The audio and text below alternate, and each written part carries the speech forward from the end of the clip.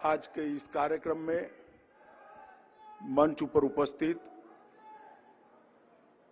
देश के यशस्वी प्रधानमंत्री, गुजरात के ही सपूत आदरणीय नरेंद्र भाई, गुजरात राज्य के लोकप्रिय मुख्यमंत्री श्रीमान भूपेंद्र भाई पटेल, मोदी जी की मंत्रिपरिषद में मेरे साथी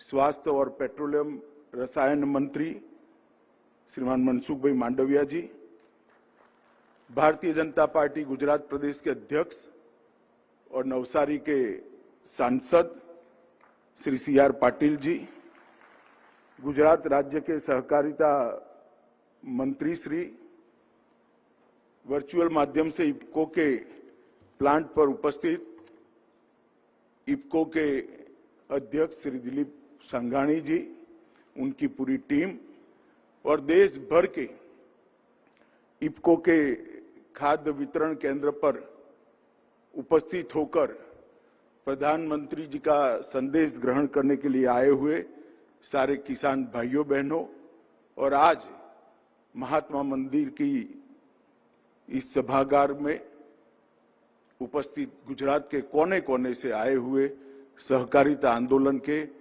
प्यारे पदाधिकारी भाइयों और बहनों, आप सभी को नमस्कार। आज यहां पर इस मंच से दो कार्यक्रम एक साथ हो रहे हैं। एक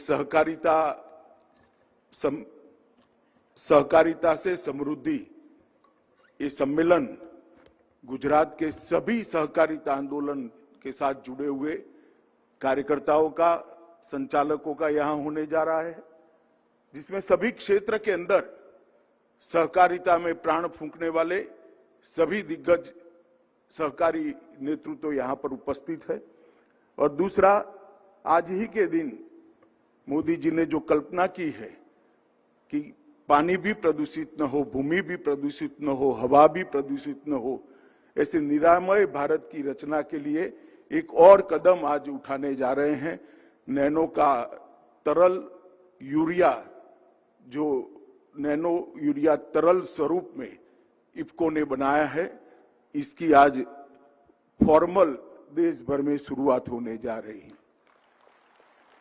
मित्रों, आप सब जैसे जानते हैं, गुजरात सहकारिता आंदोलन का आज पूरे देश भर में एक सफल मॉडल माना जाता है। कोई भी क्षेत्र हो, गुजरात ने सहकारिता की आत्मा को बचाए रखने का काम करा है।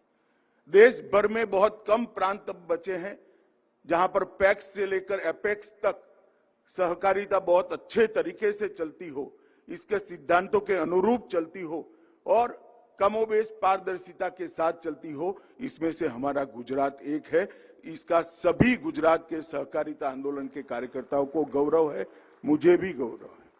आज यहां पर जब हम इकट्ठित हुए हैं, तब हम सबको याद है कि सहकारिता आंदोलन आजादी के समय से ही स्वावलंबन और स्वदेशी, ये दो स्तंभों के आधार पर सरदार पटेल, मोरारजी भाई देसाई, ये दोनों ने गांधी जी के नेतृत्व में इसकी शुरुआत करी थी।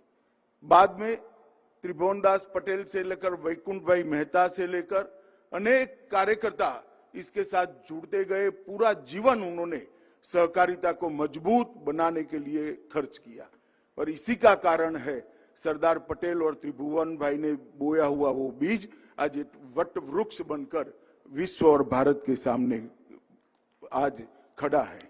मित्रों, आज मैं सबसे पहले सभी सहकारिता आंदोलन से जुड़े हुए भाइयों बहनों को और देश भर के करोड़ों किसानों को एक बात कहना चाहता हूं। मैं बहुत कम आयु से सहकारिता आंदोलन से जुड़ा। जब से जुड़ा तब से सहकारिता क्षेत्र के सभी लोगों की एक मांग थी कि केंद्र सरकार में सहकारिता के लिए एक अलग मंत्रालय बनाया जाए, मगर इस पर किसी ने ध्यान नहीं दिया। जब नरेंद्र भाई प्रधानमंत्री बने, नरेंद्र भाई ने करीब करीब एक साल पहले एक क्रांतिकारी कदम लिया कि सहकारिता मंत्रालय की रचना भारत सरकार में। और ये एक कदम कहने को तो एक मंत्रालय की रचना का है, मगर देश के करोड़ों करोड़ों किसान और अनेक क्षेत्र में काम करते हुए सहकारिता आंदोलन के सभी कार्यकर्ता जानते हैं कि ये कदम आने वाले 100 साल तक सहकारिता आंदोलन को नया जीवन देने वाला है, उसमें प्राण फूंकने वाला है। और मित्रों, मंत्रालय बनने के साथ ही कई ऐसे सारे निर्णय मोदी जी के नेतृत्व में इस बजट में लिए गए। सबसे पहले सालों से चीनी की मिलों वाले, गन्ना मिलों वालों का एक बहुत बड़ी समस्या थी, जो कोऑपरेटिव गन्ना मिलें थी, कि जब जो ज्यादा मुनाफा होता है और किसानों को वो ट्रांसफर करते हैं तो उस पर इनकम टैक्स लगता था। इस बजट के अंदर मोदी जी ने वो व्यवस्था समाप्त कर किसानों को 8,000 करोड़ से ज्यादा का फायदा किया।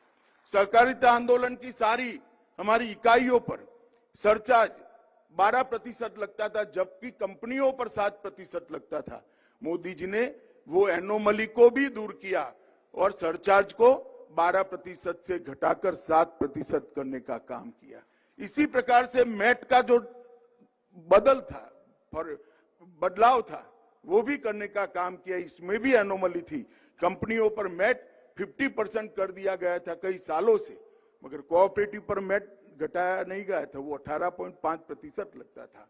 इसी बजट के अंदर कोऑपरेटिव पर मैट घटाने का भी काम किया। 18.5% से इसको 15% कर हमें कंपनियों के समकक्ष लाने का काम किया।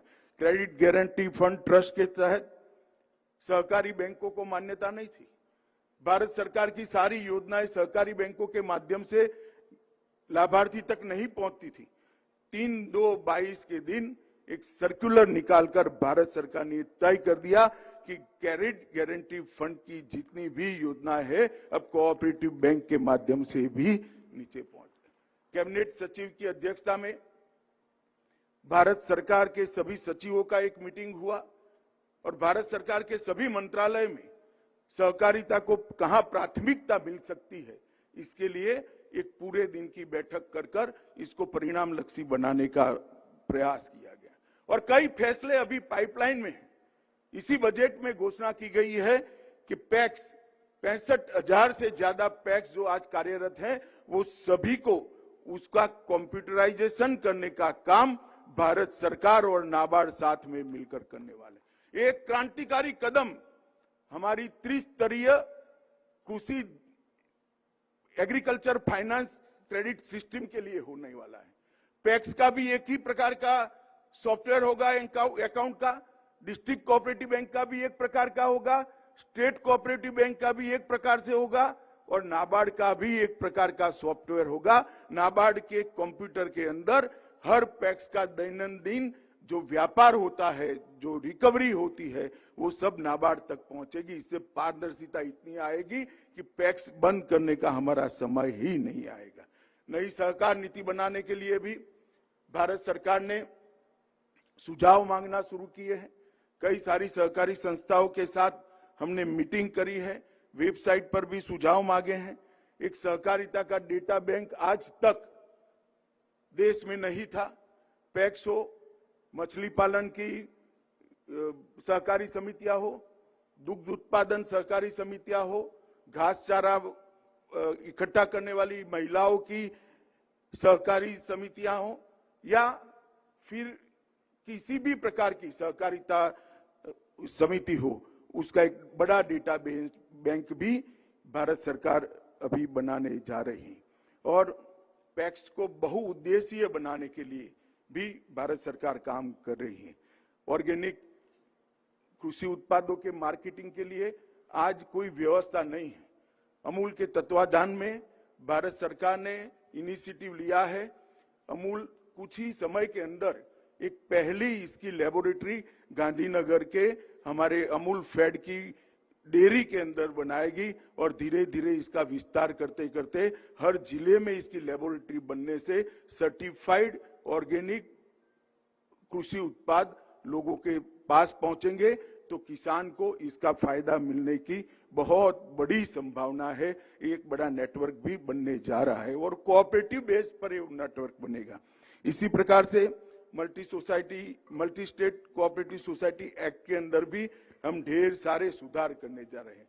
मित्रों, ये जो नई शुरुआत हुई सहकारिता मंत्रालय श्रीमान नरेंद्र मोदी जी के बनाने के बाद, मुझे लगता है इसके बाद जो बदलाव आने वाले हैं, हमारी रिक्रूटमेंट के अंदर भी पारदर्शिता आएगी, हमारी परचेज के अंदर भी पारदर्शिता आएगी, हमारी ऑडिट की सिस्टम को भी बदलने के लिए हम सभी राज्यों से चर्चा कर रहे हैं। ये सारी चीजें जब हो जाएगी, सहकारी आंदोलन की विश्वसनीयता देश की जनता में बढ़ेगी और एक नए प्राण लेकर सहकारिता आंदोलन फिर से एक बार मोदी जी के $5 ट्रिलियन के स्वप्न को साकार करने के लिए, इसके अंदर कंट्रीब्यूशन करने के लिए सज्ज होकर खड़ा होगा।